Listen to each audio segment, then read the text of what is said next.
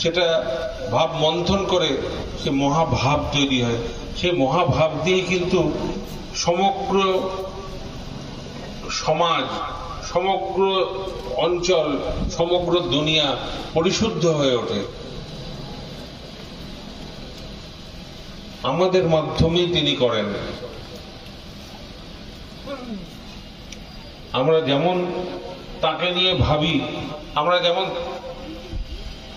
তাকে নিয়ে মগ্ন থাকি, তার কথা বলি, আর আমাদের নিজেদের জীবনে, নিজেদের আচরণে, নিজেদের চলনে তাকে নিয়ে চলি, ততই তিনি আমার সমগ্র জীবনের মধ্যে তিনি অধিষ্ঠিত হন। আর এই যে এইটা হচ্ছে তার আসন, এই জায়গাটা যত মলিনতা মুক্ত হবে, অমলিন হবে, তত তার এখানে অধিষ্ঠান হওয়ার সুযোগ ঘটবে, সুবিধা ঘটবে।